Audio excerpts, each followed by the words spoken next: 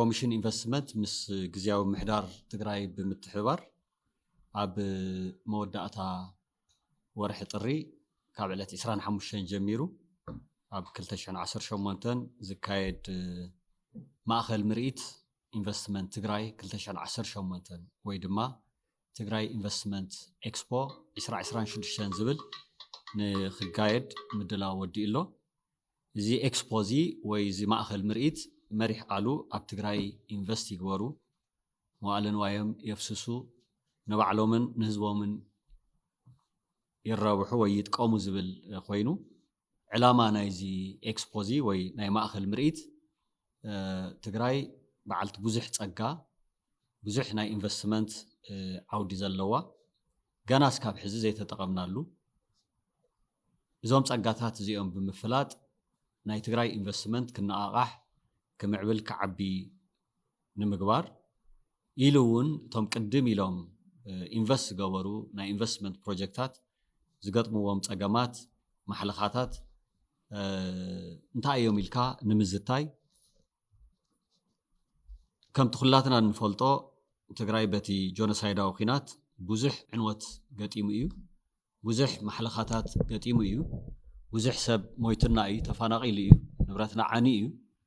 تي ايكونومنا خا كناقا حيكالن سلازي زي اكسبوزي اب ناي تግራይ ناي انفستمنت من نقاح ኣብ ናይ ትግራይ ናይ ኢኮኖሚ ንቃሕ ናይ ባዕሉ ተራ ክጻወት ይኽእል ተባሂሉ እዩ ዝግበር ዘሎ ስለዚ ሓደሽቲ ይኹኑ ነባራት ሰብ ሃፍትና ዝገጥምዎም ዘለው ማሕለኻታት ዘቲኻ ብቐጻሊ እውን ንቐጻሊ 5 ዓመት ክንክተሎ ዝግባእ ስትራቴጂ መጽናዕቲ መሰረት ዝገበረ ብምቕራብ ምሁራን ሰብ ሃፍቲ ተጋሩ ክዛተይሉ ክምዕብል ብቐጻልነት ናይ ትግራይ ኢንቨስትመንት ከመይ ኢሉ ይወጽእ ዘለዎ ዝብል حسابات ونتأخخولو ماخل تغيري كابزي اكسبوزي وي كابزي ماخل مريت تسويت نغورلو ناي تግራይ انفستمنت تنقاقيحو ناي انفستمنت قطري بروجكتات كوسخو إلوون بقصال تግራይ كا مخيرا زتيا ناي تግራይ ناي انفستمنت كما يخيد زلو زبل انفت نمنصار زعلمه ايو اذا عوده مريت زي ويز ماخل مريت زي اكسبون ولو زلنا اب كتما مقاله زكايد كوينو احولت سماعتات زغبري علات 25 طري دحر ساعات سرع زخونه مخفتي لعلو تمراراحنا يكللنا بكور بريزيدنت كمون كفيدرال زمصو امراراحا بزلو بعلك خفتي بسلسته معلت خصنحيو علات 26 27 28 تي عوده مريت ወይ ድማ እቲ ማእኸል ምርኢት ክቕጽል እዩ ኣብዚ ማእኸል ምርኢት እዚ ዝካየዱ ወይ ተተሓዙ ፕሮግራማት ኣለው እቲ ሓደ ፕሮግራም ዓውደ ምርኢት እዩ ወይ ድማ ኤግዚቢሽን እዩ ዑደት ኣብ ዝተመረጹ ናይ ኢንቨስትመንት ትካላት እውን ክግበር እዩ ፓነል ምይጥ እውን ክህሉ እዩ ነቕርቦም ስትራቴጂታት ስለ ዘለው መጽናዕታት ስለ ዘለው ሕዚ ኣብቲ ዓውደ ኣብ ሴክተር እዚ ወይ ድማ ኣብቲ ናይ ትግራይ ኢንቨስትመንት ዝገጥሙ ዘለው ማሕለኻታት እንታይ እዮም ኢልካ ብንጹር ዘቲኻ መፍትሕታት ንምቕማጥ ትግራይ ዘለዋ ናይ ኢንቨስትመንት ጸጋታት ንምፍላጥ ዘለው ናይ ኣሰራርሓን ካልኦት ክፍተታት እውን ንምምሕያሽ ተሓሲቡ ናይ ፓነል ምይጥ ኣሎ እቲ ራብዓይ ከዓ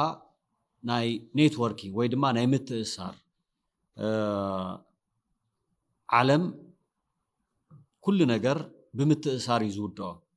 ሰብ ሃፍትና እውን ባዕሎም ንባዕሎም ክተኣሳሰሩሉ ዝኽእሉ ናይ ዕዳጋ ምትእስሳር ኢሉ እውን ሓቢርካ ናይ ምስራሕ ባህልና ክዓቢ ስለ ዝግብኦ እቲ ናይ ፓርትነርሽፕ ሓደ ሓሳብ እንተልይዎ እቲ ካልእ ገንዘብ እንተልይዎ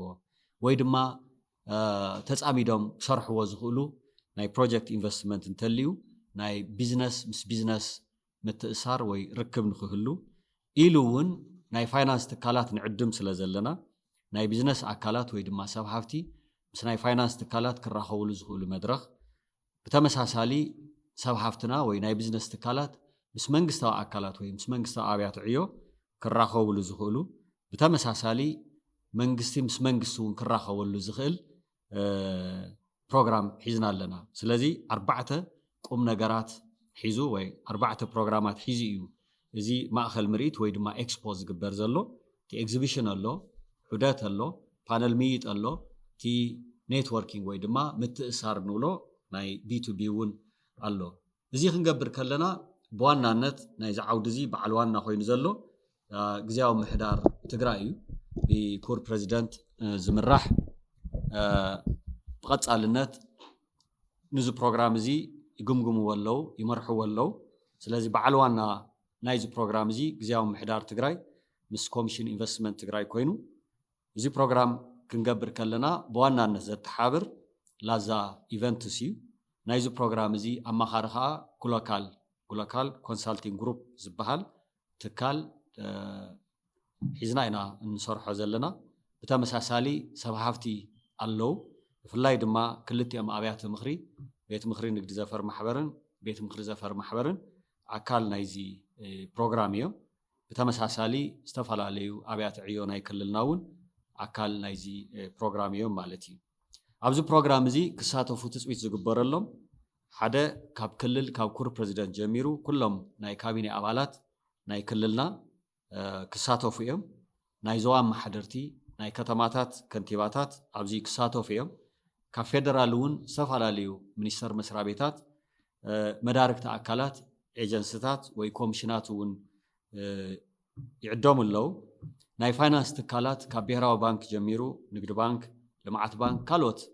ናይ ፋይናንስ ትካላት እውን ይዕደሙ ኣለዉ ካብ ክልላት እውን ከምቲ ኩላትና ንፈልጦ ትግራዋይ ዘለዎ ሃፍቲ ኣብ ብዙሕ ከባቢ ከይዱ ኢንቨስት ናይ ምግባር ፀገም ዘለዎ ኣይኮነን በቲ ኣብዚ ሃገር ዝተፈጠረ ፖለቲካውን ናይ ፀጥታ ፀገም ብዙሕ ፀገማት ይገጥምዎ ኣለዉ እዮም ንዚ ንምቅላል ብምሕሳብ ናይ ዝተመረፁ ናይ ክልል ናይ ኢንቨስትመንት ቢሮ ወይ ኮሚሽን ሓለፍቲ እውን ንዕድም ኣለና ምስ እዚኣቶም እውን ምክክር ክግበር እዩ ኣብ ጋምቤላ ዘለው ሰብ ሃፍትና ቤንሻንጉል ዘለው ኣብ ሶማሌ ዘለው ኣብ ዓፋር ኣብ ኦሮሚያ ኣምሓራ ኣዲስ ኣበባ ካልኦት ከባብታት ዘለው ሰብ ሃፍቲ ተጋሩ ዝገጥምዎም ዘለው ፀገማት ንምቅላል ዘለና ርክብ እውን ንምስጣም ብምሕሳብ ናይ ዝተፈላለዩ ክልላት ናይ ኢንቨስትመንት ቢሮ ሓለፍቲ ወይ ኮሚሽነራት እውን ንዕድም ኣለና ኢና ብተመሳሳሊ ኣብ ክልልና ዘለው ሰብ ሃፍቲ ሰብ ዋና ናይዚ ዓውዲ እዚ ኮይኖም ወይ ናይዚ ፕሮግራም እዚ ኮይኖም ክኸዱ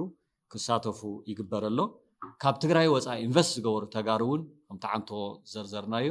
ኣብ ማእኸል ዓዲ ይኹን ኣብ ዝተፈላለዩ ክልላት ዘለውን ኣብዚ ፕሮግራም እዚ ንክሳተፉ እዩ ትፅቢት ዝግበር ኣብ ኢትዮጵያ ኣብ ተፈላለዩ ክልላት ኢሉ እውን ኣብ ክልልና ዘለው ናይ ወፃኢ ኢንቨስተራት እውን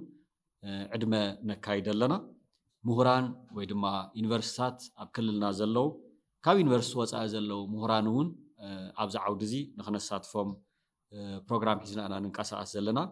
ናይ ልምዓት ኣጋራት እውን ዝተፈላለዩ ዓለም ለኻዊ ወይ ድማ ናይ ውሽጢ ዓዲ ናይ ልምዓት ኣጋራት ኣለው ኣብዚኦም እውን ክሳተፉ ንገብር ኣለና ብኣውርኡ ድማ ናይ ትግራይ ኢንቨስትመንት ምንቃሕ ናይ ነዊሕ እዋን ተመክሮ ዘለዎ ናይ ትእምት ኩባንያታት እውን ኣብዚ ክሳተፋ ተሓሲቡ እዩ ዝግበር ዘሎ እዚ ዓውዲ እዚ ክንገብር ከለና ሰብ ሃፍትና ቅድሚ ሕዚ ተለመደን ሕዚ ከም ሓድሽ ነተኣታት ወይልና ዘለና ናይ ኦንላይን ምዝገባ ኣቐዲምና ምዝገባ ክንገብር ክንክእል ኣለና ዝብል ስራሕቲ ጀሚርና ኣለና ከባቢ 80 ዝኾኑ ዝተመረፁ ፕሮጀክት ኢንቨስትመንታት ኣብቲ ዓውደ ምርኢት ክቐርቡ ክግበር እዩ ኣብቲ ፓነል ሚይጡ እውን ሰብ ሃፍቲ ምሁራን ክሳተፉ ክግበር እዩ ስለዚ ኣብዚ ዓውዲ እዚ ብኤግዚቢተር ወይ ድማ ብምርኢት ክሳተፉ ዝኽእሉ ኮሚቴ ተጣይሹ ምልመላ ይካየድ ኣሎ ግን ድማ ድሌት ዘለዎም ተልኦም እውን ክምዝገቡ ይኽእሉ እዮም ብፍላይ ግን ኣብዚ ዓውዲ እዚ ክሳተፉ ወይ ድማ ኣብዚ ፕሮግራም እዚ ንምስታፍ ድሌት ዘለዎም ሰብ ሃፍቲ ምሁራን ካልኦት ብምርኣይ ክኸውን ይኽእል ወይ ብምስታፍ ክኸውን ይኽእል ብምጉብናይ ክኸውን ይኽእል ኣብቲ ፓነል ብምስታፍ ክኸውን ይኽእል ድሌት ዘለዎም ኣካላት ኣብቲ B2B ናይ ኔትወርኪንግ ወይ ምትእሳር ዝበልናዮ ክሳተፉ ዝደልዩ ኦፊሻል ዝኾነ መመዝገቢ ቅጥዒ ኣዳሊና ኣለና ካብ ሎም መዓንቲ ጀሚሩ ምምዝጋብ ይከኣል እዩ ብቐጥታ ኣብ ናይ ኮሚሽንና ዝርከብ ዌብሳይት ከምኡውን ናይ ሶሻል ሚድያ ወይ ማሕበራዊ ሚድያታት ብቐጥታ ምምዝጋብ ይከኣል እዩ ዌብሳይትና investintigray.org.et ዝብል ብቐፃሉ ኣፀቢቕና ክነፋልጦ ኢና በዚ ብቐጥታ ድሌት ዘለዎም ኣካላት ክምዝገቡ ይኽእሉ እዮም እዚ ፕሮግራም ክንገብሮ ከለና ምስ ህዝብና ኮይና ኢና ክንገብሮ ምስ ሰብ ሃፍትና ኮይና ኢና ክንገብሮ ምስ ዝተፈላለዩ ኣብያተ ዕዮ መንግስቲ ኮይና ኢና ክንገብሮ بزا قاطعم زي نقور تصاوعيت بقدامنت نهزبنا እዩ ብዙሕ ሓሳረ መከራ ኣለዎ ኣብ ብዙሕ ፀገም ኢና ዘለና ፀገምና ስካብ ዝፈታሕ ኢድና ንእግርና ኣሲርና ኮፍ ክንብል ስለ ዘይብልና ናይ ልምዓት ስራሕትና ክንሰርሕ ስለ ዘለና እዚ ኣብ ትዕፅዋን ክባን ኮይና እውን ከም ኮሚሽን ምስ ካልኦት መዳርግቲ ኣካላት ኣብ ናይ ዞባ ደቡብ ናይ ልምዓት ኮሪደር ንሰርሖ ዝነበርና ከም ሓደ መርአያ እዩ ሕጂ እውን ትህልው ኩነታት ኣብ ግምት ብምእታው ናይ ትግራይ ኢኮኖሚ ክነኣቃሕ ስለ ዝግብኦ ህዝብና ኣብዚ ዓብይ ተራ ክፃወት ክኽእል ኣለዎ ብፍላይ ድማ ሰብ ሃፍቲ ኣብቲ ዓውደ ምርኢት ብምስታፍ ኣብቲ ምይጥ ብምስታፍ ሓሳቦም ብምክፋል ኢሉ ድማ ትግራይ ኣብ ሕሉፍ ዓመታት ዘፍረየቶም ብዙሓት ምሁራን መናእሰይ ኣለዋ ምሁራን ተጋሩ ኣለዋ ኣብ ውሽጢ ዓዲ ሃሉ ኣብ ወፃኢ ኣብዚ ናይ ፓነል ወይ ናይ ምይጥ ክሳተፉ ኩሎም ምይጣትና ከምኡ እውን ኣብቲ መኽፈቲ ናይ ኤግዚቢሽን ብቀጥታ ንምምሕላፍ እቲ ፕሮግራም ተታሒዙ ዘሎ ብፍላይ ከዓ ኣብቲ ፓነል ኣብ ወፃኢ ዘለው ተጋሩ ወይ ፈተውቲ ትግራይ ብቀጥታ ሓሳቦም ክህቡ ክሳተፉ ሕቶ ከቕርቡ ሓደ ዓውዲ ኣዳሊና ኣለና ወይ ፕላትፎርም ኣዳሊና ኣለና ኢና ንዚ ፈሊጦም ምድላው ክገብሩ ስለዚ ዲያስፖራ ተጋሩ ቦታ ከይገደቦም ብኣካል ዋላት ዘይተራኸብና ብቴክኖሎጂ ቢልና ተራኺብና ናይ ትግራይ ልምዓት ናይ ቀፃሊ ዕድል ናይ ኩላትና ስለ ዝኾነ ኣብዚ ሩኢ ተራ ክፃወት ኢና ፃውዒት ንገብር ንምሁራትና ናይ ፀጥታ ኣካላትና እውን ብተመሳሳሊ ብፍሉይ ግን ናይ ዝበዓል እዚ ሰዋና ዝኾኑ ሰብ ሃፍትና ስለ ዝኾኑ ካብዚ ዓውዲ እዚ ከዓ ክንማየጥ ከለና ነዚ ዓውዲ እዚ ዝገጥሞ ዘሎ ፀገም ማሕለኻ ክንዝቲ ከለና ቢሮክራሲ ግዕዚና ካልኦት ፀገማት እውን ኮፍ ኢልና ተማይጥና ንምፍታሕ ናይ ባዕሉ ተራ ስለ ዘለዎ ሰዋና ኮይኖም ክኸዱ ኢና ትፅቢት ንገብር እስካብ ሕዚ ፅቡቃት ስራሕቲ ዝተሰርሑ ኣለዉ ፍቃደኛታት ዝኾኑ ናይ ኤምባሲ ኣመራርሓታት ኣለዉ ናይ ቻይና ናይ ሰብ ሃፍቲ ማሕበር ረኺብናዮም ኣለና ክሳተፉ ምዃኖም ኣረጋጊፆምልና ኣለዉ ናይ ቱርኪ ናይ ሰብ ሃፍቲ ማሕበር እውን ኣረጋጊፆምልና ኣለዉ ካልኦት እውን ናይ ህንዲ ናይ ጣልያን ናይ ኮርያ ንኽመፁ ምንቅስቃስ ንገብር ኣለና ብዋናነት ግን ናይ ትግራይ ኢንቨስትመንት ዝምልከቶ ናይ ውሽጢ ዓዲ በዓል ሃፍቲ ስለ ዝኾነ ንዚ ተረዲኡ ፕሮግራሙ ኣመዓራርዩ ኣብቲ ዓውዲ ክርከብ ናተይነት ተሰሚዕዎ እዚ ዕድል እዚ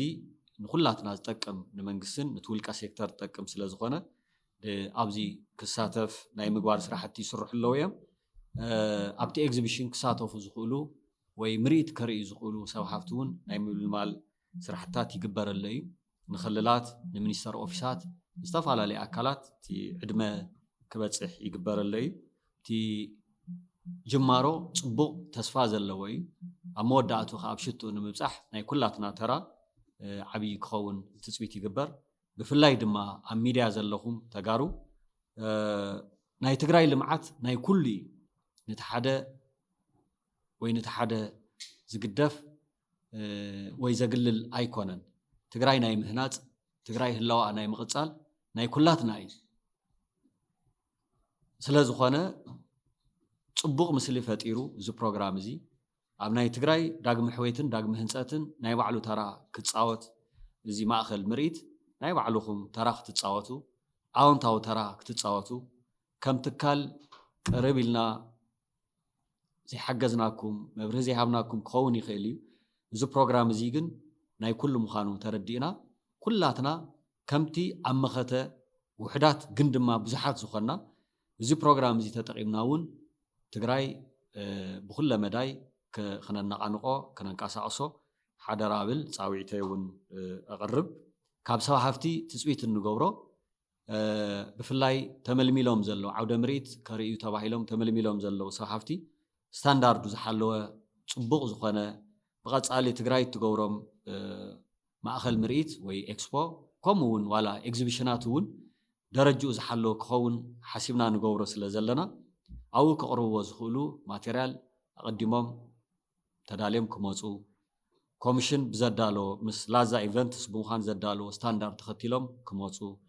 ኢሉ እውን እዚ ፕሮግራም እዚ ክምዕርግ እንድሕር ኮይኑ መንግስቲ ዘለዎ ዓቕሚ ይፍለጥ እዩ ብስፖንሰርሺፕ ወይ ብሓገዝ ኢና እዚ ፕሮግራም እዚ ንገብሮ ዘለና ንዚ ርዱእ ብምግባር ስፖንሰር ክገብሩ ኢና ፃውዒት ነቕርብ